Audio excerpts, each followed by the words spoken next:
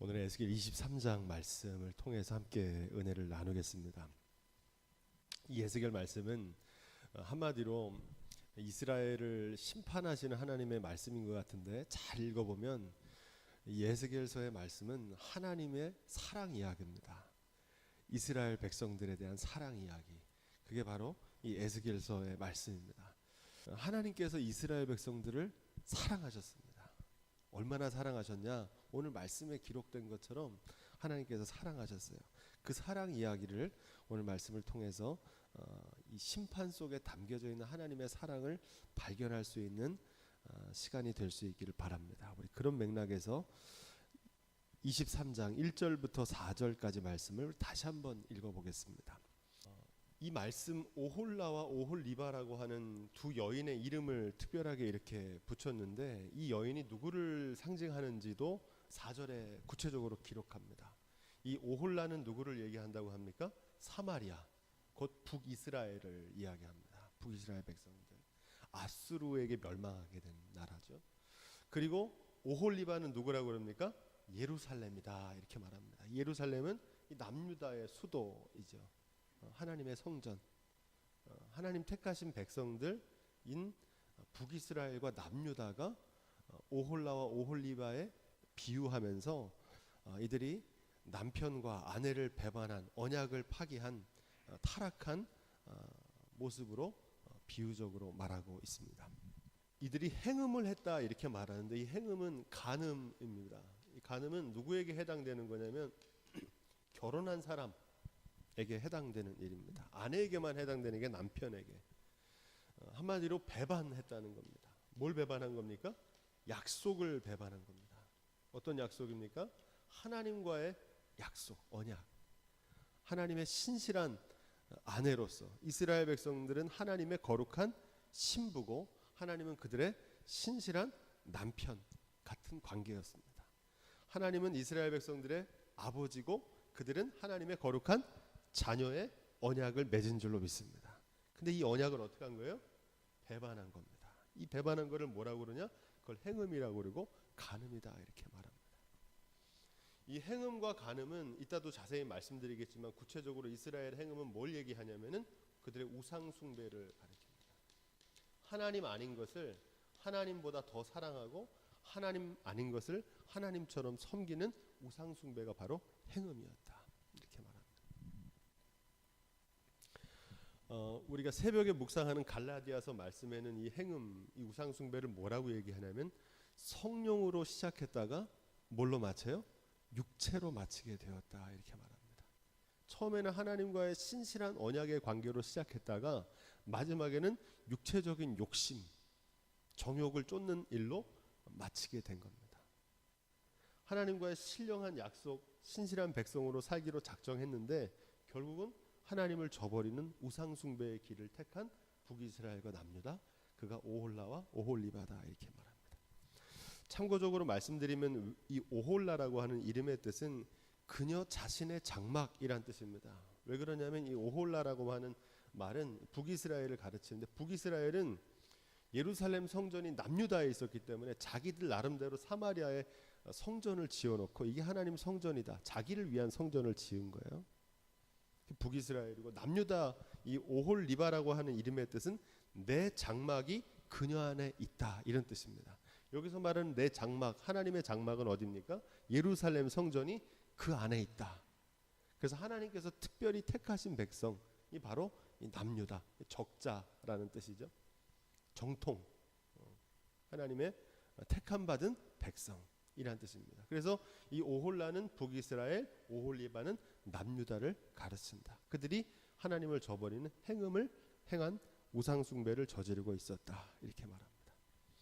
왜 그런데 이 남유다와 북이스라엘이라고 말하면 되는데, 사마리아와 예루살렘이 나를 저버리고 떠났다, 이렇게 얘기하면 되는데, 왜 하나님께서는 굳이 오홀라와 오홀리바가 행음한 것으로 이렇게 은유적으로 표현했을까요? 그 이유가 있습니다. 이 오홀라와 오홀리바는 단순히 북이스라엘과 남유다만 가르치는 것이 아니라 하나님을 저버리고 하나님과의 택하신 약속을 저버리고 행음하는 사람들을 모두 통칭해서 가르치는 겁니다. 그러니까 이런 사람들이 많다는 거예요. 북이스라엘과 남유다만 그러는 게 아니라 오홀라와 오홀리바라고 하는 이유는 이렇게 하나님의 택하심을 받고 거룩한 성전으로 구별되었고 하나님의 놀라운 축복을 받았음에도 불구하고 성령으로 시작했다가 육체로 마치는 사람들이 많기 때문에 그 사람들을 가리키는 거예요. 그 대표적인 사람이 누굽니까? 우리가 잘 아는 솔로몬이죠. 솔로몬이 어린 시절에 하나님께 뭘 구했습니까? 지혜를 구했잖아요. 성령을 구한 거예요. 그런데 하나님께서 지혜도 주시고 지혜만 주신 게 아니라 뭐도 주셨어요? 물질도 주시고 권세도 주시고 세상의 모든 사람들이 부러워할 만한 부와 평강을 주셨는데 그랬더니 솔로몬이 어떻게 됐습니까? 우상 숭배에 빠졌잖아요. 성령으로 시작했다가 육체로 마친 거예요. 그러니까 솔로몬도 바로 이 오홀라와 오홀리바와 같다는 거예요.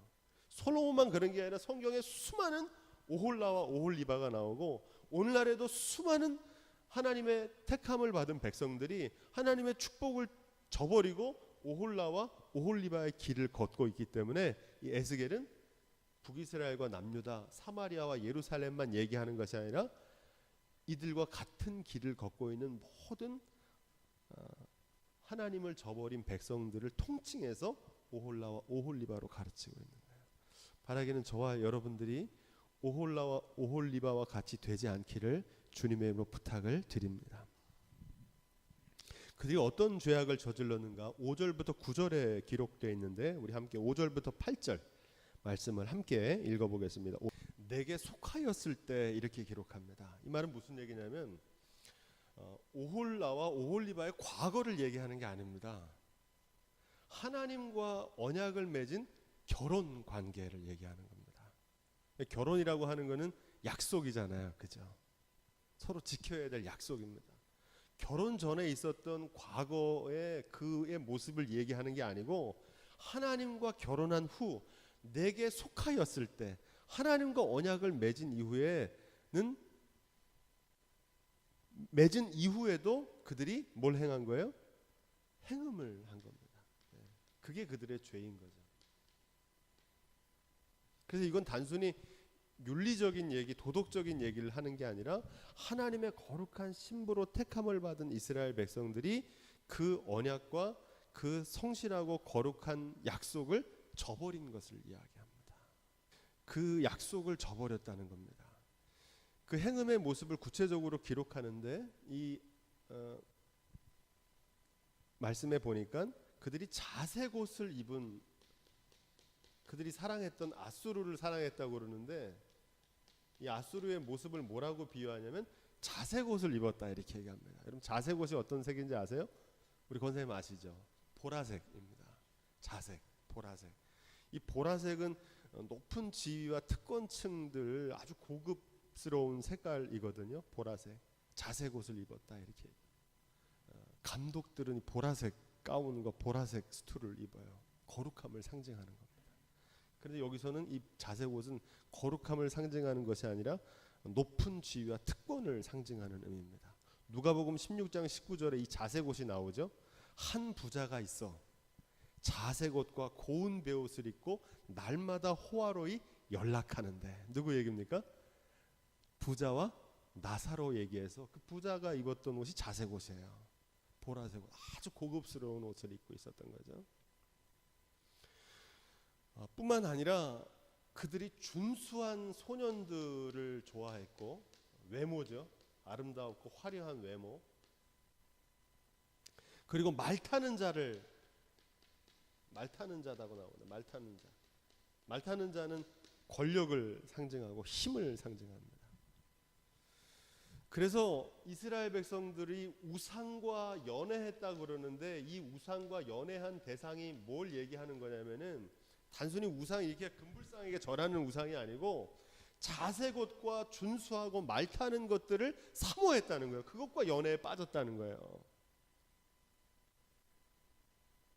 뭘 얘기하는 겁니까? 부와 명예와 권력, 세상적인 힘, 돈과 지위와 힘을 하나님보다 더 사랑한 거예요. 이게 이스라엘의 죄악이에요. 여기에 연애에 빠진 거예요. 주 예수보다 귀한 것은 없네 찬송하면서도 사실은 예수님보다 이걸 더 귀하게 여기는 거예요. 물질도 중요하고 명예도 중요하고 권력도 중요하고 지위와 평판과 힘도 중요하지만 그 모든 것이 하나님처럼 섬겨서는 안 됩니다. 아까 제가 자색옷 얘기를 하면서 우리 감리교 감독님들 옷을 얘기했는데 저는 감독 제도가 폐지돼야 된다고 생각합니다. 왜냐하면 본래는 고귀한 것인데 이것이 물욕, 물질욕, 권력욕, 명예욕, 이름을 드높이는 거로 더럽혀졌기 때문에 그렇습니다. 그 문제는 뭐냐면 그 감독이라는 자체가 나쁜 게 아니고 그 본래적인 사명을 감당하지 못하고 이게 무력과 권력과 명예욕에 붙들렸기 때문에 그렇습니다. 남 얘기할 게 아니고 우리도 마찬가지죠. 목회자도 마찬가지고 교회 어떤 직임도 마찬가지입니다. 주님께서 우리에게 맡기신 사명이 물욕과 권력과 명예욕에 물들게 되면은 그 본래적인 사명을 감당하지 못하면 우상과 연애하는 거와 똑같은 거예요. 바라기는 저와 여러분들이 오직 주 예수님만 섬기는 믿음의 교회, 믿음의 가정이 될 수 있기를 주님의 이름으로 축원드립니다. 물욕과 권력과 명예욕에 빠져 있는 오홀라와 오홀리바의 전철을 밟고 있는 거거든요. 그 사람들이 오홀라와 오홀리바예요.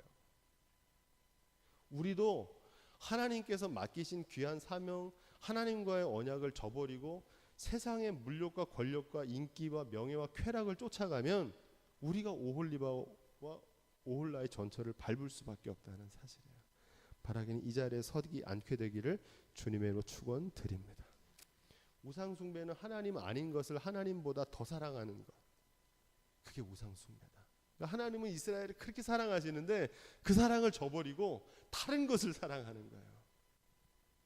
자신에게 생명 주시고 건강 주시고 물질 주신 하나님을 저버리고 다른 것을 쫓아가는 거예요. 그 길에 서지 않기를 다시 한번 주님의 이름으로 간절히 부탁을 드립니다. 우리 9절부터 10절 말씀을 우리 함께 읽겠습니다. 9절부터 10절. 이제 그들에 대한 하나님의 심판과 징벌을 기록하고 있는데 이 말씀이 참 중요해요. 아수르 사람의 손에 붙였다 이렇게 얘기합니다. 우리가 잘 아는 대로 북이스라엘 누구에게 망했습니까? 아수르에게 망했잖아요. 근데 이 아수르가 뭐 하는 사람이냐면 이 이스라엘 백성들이 하나님을 저버리고 연애에 빠졌던 대상이 아수르거든요. 근데 결국 누구한테 망하게 되는 거예요? 아수르에게 망하게 되는 겁니다. 자기가 사랑하는 대상과 함께 무너져 내린다는 거예요. 이게 참 중요합니다. 참 놀랍죠?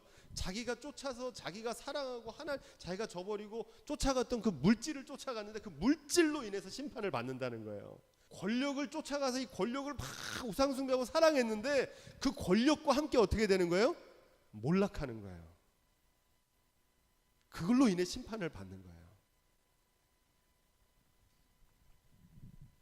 아수르 사람의 손에 붙였다 이렇게 얘기합니다. 네가 우상 숭배했던 그 아수르에 의해서 너희가 멸망하게 될 거라는 말씀입니다. 사모하면요, 하나님 아닌 것을 사모하고 그 우상 숭배하면요, 그 우상에게 지배를 받게 됩니다. 다른 말로 뭐가 돼요? 노예가 되는 거예요. 노예가 되는 거예요. 종노릇하는 거예요.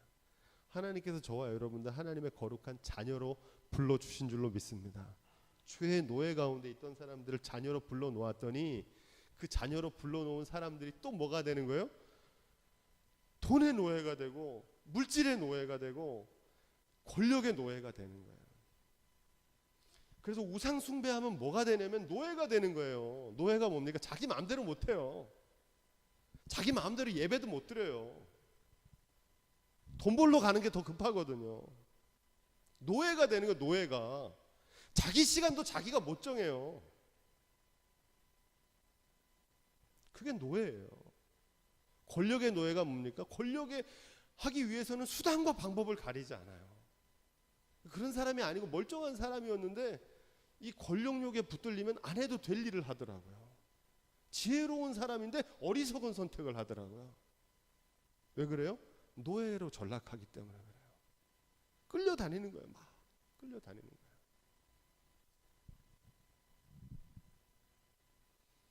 돈을 사랑하면요, 돈의 노예가 되고요.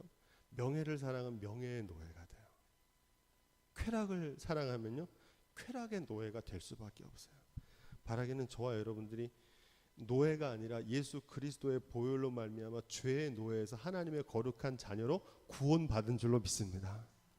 근데 그 구원받은 자녀가 또 다시 노예로 전락하는 거예요. 많아요. 굉장히 많아요.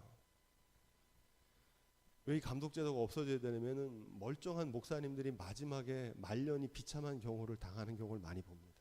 솔로몬도 그렇잖아요. 솔로몬이 처음부터 그런 사람이 아니었어요. 마지막에 그렇게 되는 거예요. 부와 명예와 지위가 높아지니까 욕심이 막 채워져 가지고 타락하게 됩니다.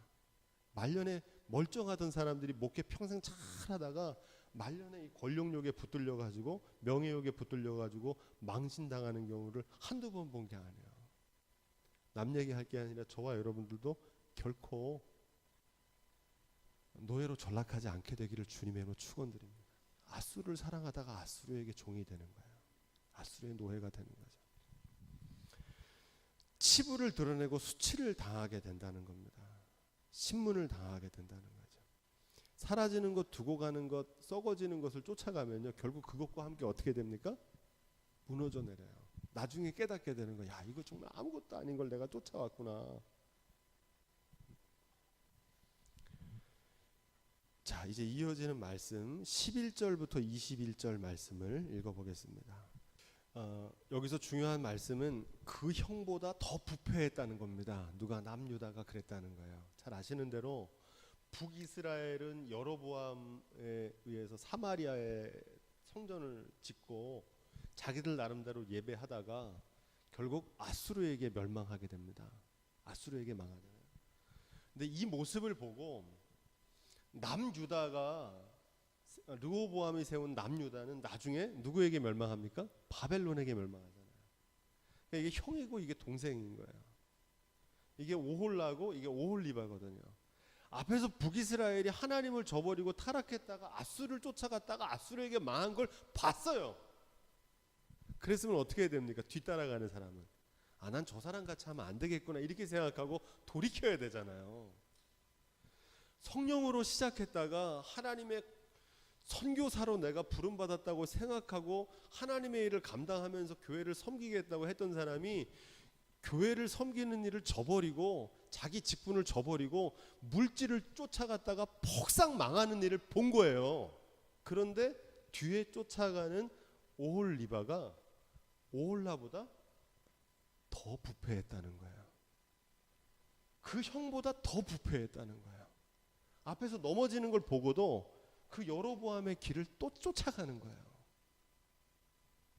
본보기를 보고도 하나님께서 북이스라엘이 망하게 하신 이유는 뭐냐면 이걸 보고 남유다를 정신 차리라고 하신 거예요. 왜냐하면 이 북이스라엘은 처음부터 여로보암의 길, 우상 숭배의 길을 선택했던 나라고 남유다는 예루살렘 성전이 있는 정통 적자거든요. 그래서 하나님께서는 남유다만은 그래도 바른 길 가기를 원하셨던 거예요. 네. 특별히 더 사랑하신 거죠, 하나님께서. 지금 예루살렘, 거룩한 예루살렘 택하신 선민이 타락한. 근데 타락했는데 어떻게 타락했냐면 그 형보다 더 부패한 거예요. 네. 그래서 안타까운 마음으로 하나님께서 그들에게 형벌과 심판을 내리신다는 겁니다. 바라기는 저와 여러분들이 거룩한 직분, 그 지위에 합당한 삶을 살게 되기를 주님의 이름으로 부탁을 드립니다. 지금 이스라엘 백성, 예루살렘 성전, 하나님 택하신 백성, 더 거룩한 선민인데 그 형보다 더 부패했다는 거예요. 바라기는 저와 여러분들이 이런 자리에 서지 않게 되기를 주님의 이름으로 부탁을 드립니다. 22절부터 24절. 여기서 중요한 말씀은 24절입니다. 내가 신문권을 그들에게 맡겼다 이렇게 말합니다. 여기서 내가 누굽니까? 하나님께서 그들은 누굽니까? 바벨론에게 신문할 권한을 맡기셨다는 거예요. 그러니까 지금 이스라엘 백성들을 바벨론이 쳐들어와 가지고 결국 1차, 2차, 3차 쳐들어와서 도리에 도란 없이 예루살렘 무너뜨리잖아요. 온 민족들이 다 쳐들어와가지고 성전의 집기도 가져가고 그들이 쌓아놓았던 집, 성전 다 무너뜨려요. 그런 사람들이 바벨론에 의해서 망했다고 생각하는데 사실은 바벨론에 의해서 망한 게 아니라 바벨론은 하나님의 뭡니까? 막대기잖아요. 심판의 막대기 도구일 뿐이란 말이죠. 힘이 없어서 바벨론에게 망한 게 아니고 우리의 삶에서도 끊임없이 하나님을 떠나가면 하나님을 떠나간 사람들로 인해 떠나간 죄악으로 해서 많은 징벌들이 찾아오거든요. 근데 그게 왜 찾아오는지를 모르는 거예요. 바벨론이 중요한 게 아니라 바벨론에게 신문권을 그들에게 맡기셨다는 거예요. 하나님께서 위임하셨다는 거예요. 사실 그래서 이 심판은 누가 하시는 겁니까? 하나님이 하시는 거예요. 매를 들고 때리시는데 그걸 못 깨닫는 거예요. 바벨론에게 힘이 없어서 졌다고 생각하고 바벨론에게 당하고 있다고 생각하는 거예요. 바라기는 저와 여러분들이 고난 가운데 친히 우리를 깨닫게 하시는 하나님의 섭리를 발견할 수 있는 지혜가 있기를 주님의 이름으로 축원드립니다. 삶의 주관자이신 주님께서 깨닫게 하시는 거거든요. 내가 부족함이 없으리라. 주의 지팡이와 뭐가 나를 지키신다고 그래요? 막대기. 예. 여기서 지팡이는 보호하는 도구고 막대기는 뭡니까? 회초리거든요. 회초리예요. 여기서 제가 지난번에 오늘 감독 취임식 때 보니까 감독님들 왜 없어져야 되냐면은 이분들이 배지를 달고 있는데 거기 보면 이렇게 지팡이가 이렇게 돼 있어요. 지팡이가. 이 지팡이는요 목자 대신 주님의 지팡이지 감독이 무슨 지팡입니까? 저는 뭐냐면요 늘 말씀드려요. 제 정체성은 목자가 아니에요. 목자는 예수 그리스도 한 분이신 줄로 믿습니다.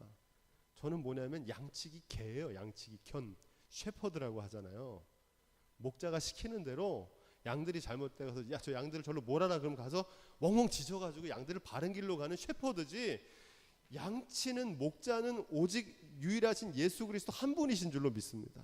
근데 자기가 뭔데 여기 목자의 지팡이를 거기다 걸고 있어요. 지팡이로 우리를 지키시는 것뿐만 아니라 뭘로 인도하신다는 거예요? 막대기로. 이 막대기는 뭡니까? 한 1m 정도 되는 막대기예요. 옆에 탁 목자가 차고 있어요. 이 지팡이는 보호하는 거라면은 막대기는 뭐 하는 겁니까? 바른 길 갈 수 있도록 잘못된 길 갈 때 때리는 거예요. 영어로 스태프거든요. 회초리면 회초리. 그러니까 번역을 뭐라고 해야 되냐면 주님의 지팡이와 회초리로 나를 안위하신다. 안위한다는 말이 무슨 뜻입니까? 보호하신다는 거예요. 하나님은 지팡이로만 보호하시는 게 아니라 회초리로도 저와 여러분들을 보호하시고 바른 길 가게 하시는 줄로 믿습니다. 많은 사람들이 이것만 사랑이라고 생각하는데 아니에요. 이것도 사랑입니다. 바른 길 갈 수 있도록 따끔하게 얘기해 주는 게 그게 사랑이에요. 근데 사람들이 이 얘기를 하면은 사랑이 없다고 그래요. 그죠? 사랑이 없는 게 아니에요. 진짜 목자는요 막대기로 안위합니다. 셰퍼드 견들은 어떻게 하냐면요 동물농장 보면은 우리 지우가 좋아하는데 개들이 있잖아 양 뒷발을 막 물어요. 양들이 막 자기 멋대로 가려고 그러면은 근데 그 물어서 죽이려는 겁니까? 훈련을 받아가지고 개들은요 상처 안 날 만큼만 물어요. 그게 사랑이죠. 근데 그 사랑을 모르는 거예요. 지금 이스라엘 백성들을 하나님께서 어떻게 하시냐면 바벨론이라는 막대기로 그들을 안위하시는 거예요. 할렐루야. 여전히 사랑하시는 거예요. 하나님께서는. 25절로 35절 말씀을 읽어보겠습니다. 그들의 죄악을 한 세 가지로 기록하는데 그 죄악의 결과가 25절부터 35절을 쭉 읽어보겠습니다. 시작. 이스라엘의 죄악은 우상숭배입니다. 그래서 우상숭배로 인해서 망했다는 겁니다. 자업자득.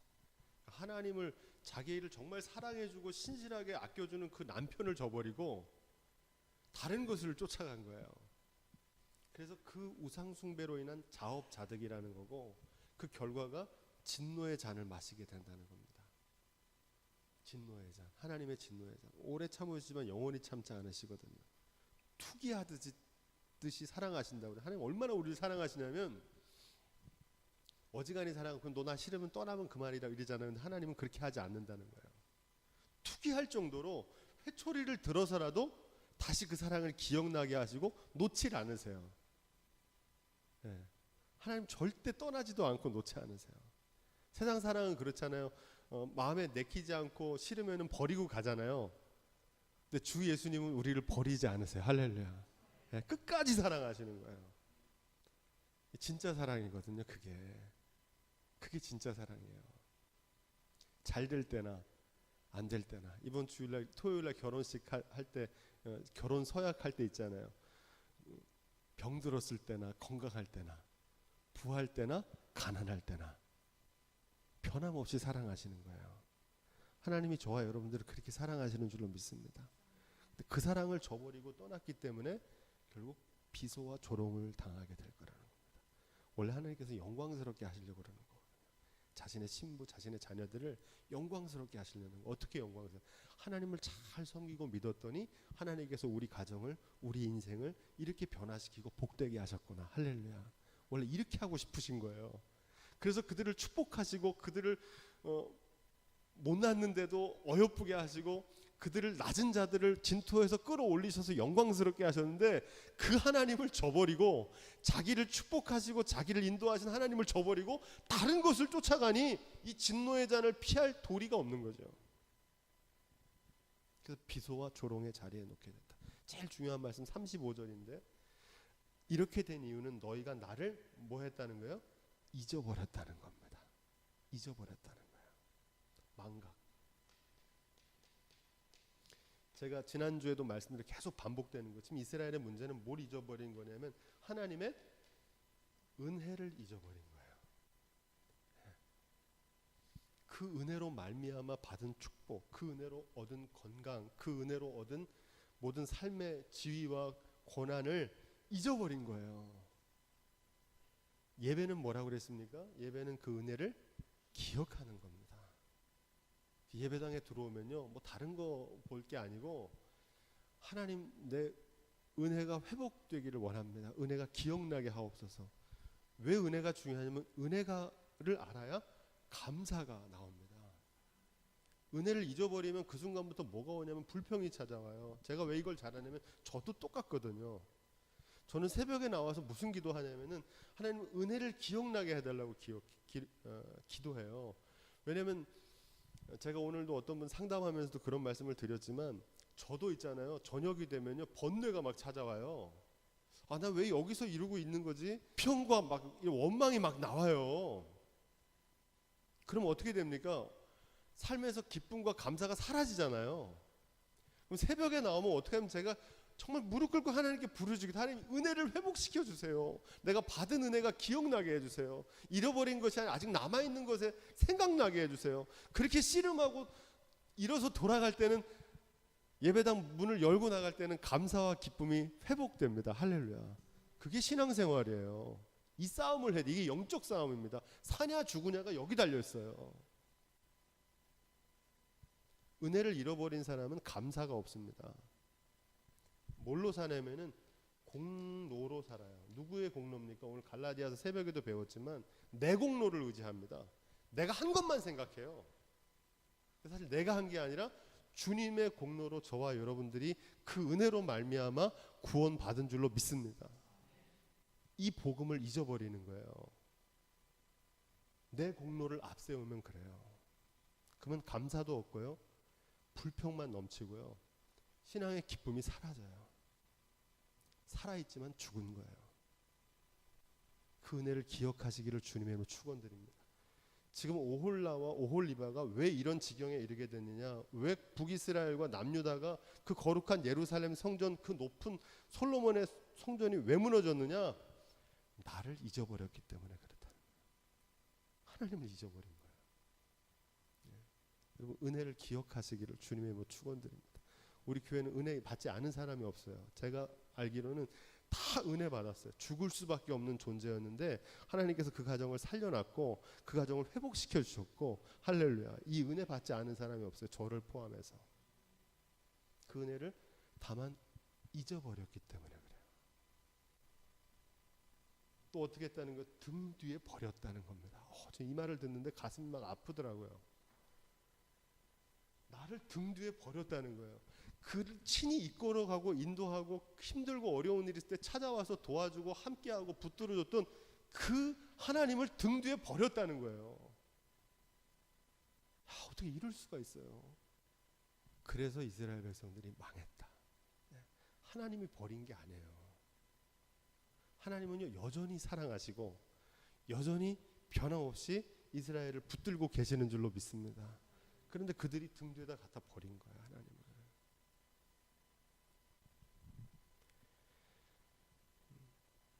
제가 이 심정을 잘 알아요. 버림받아 본 사랑하는 사람에게 버림받아 보신 적 있으세요? 사랑하는 사람에게. 세상은 그렇더라고요. 막 좋을 때는 사랑하다가 자기가 뭐가 마음에 안 들면 버려요. 근데 주님은 저와 여러분들을 안 버리세요. 할렐루야. 온 세상 날 버려도 주 예수 안 버려.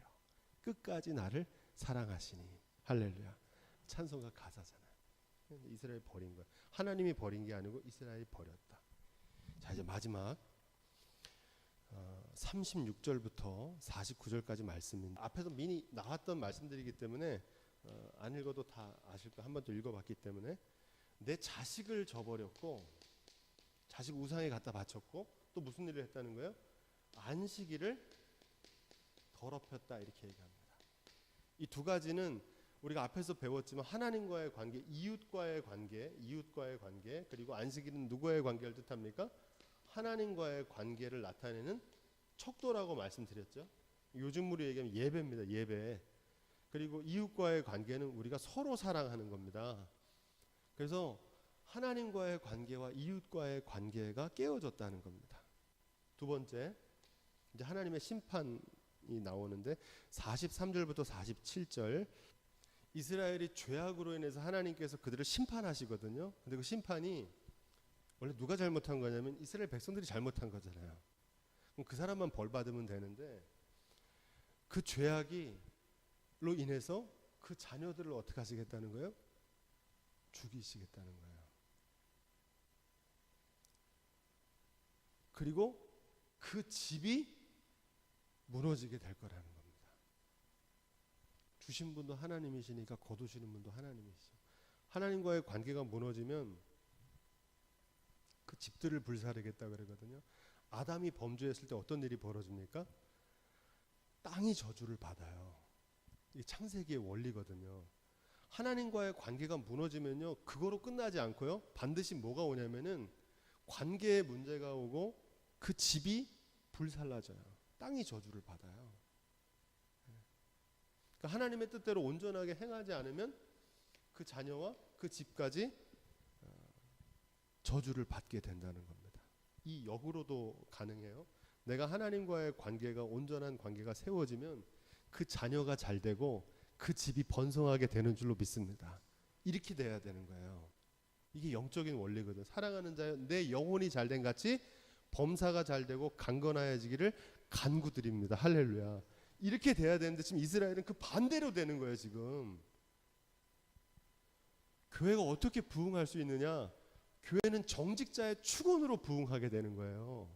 우리가 하나님 앞에서 온전한 예배자로 서면 하나님께서 사모하는 이들을 보내주셔서 주님의 몸된 교회를 부흥하게 하시는 줄로 믿습니다. 네. 그 자녀들과 그 집이 주 예수를 믿으라 그리하면 너와 내 집이 구원을 얻는다 그러잖아요. 그러니까 신앙생활은 나 혼자로 끝나는 게 아니에요. 그 자손과 그 땅과 기업과 하는 일이 복되게 되는 거예요. 바라기는 이 영적인 원리를 깨닫게 되기를 주님의 이름으로 축원드립니다.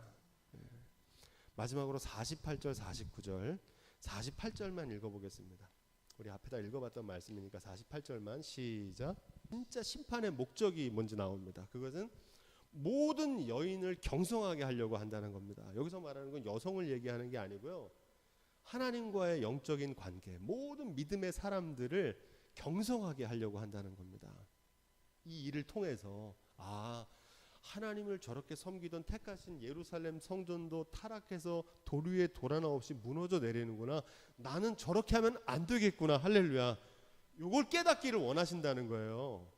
모든 여인들이 하나님보다 더 다른 걸 사랑하면 안 되고 주 예수보다 귀한 것은 없구나. 하나님께 예배드림으로 기도하면서 하나님이 주신 축복을 저버리고 다른 축복 쫓아갔다가 이렇게 되는 일을 하면 안 되겠구나 깨닫게 하시려고 뭘 삼으시는 겁니까? 본보기를 삼으시는 거예요.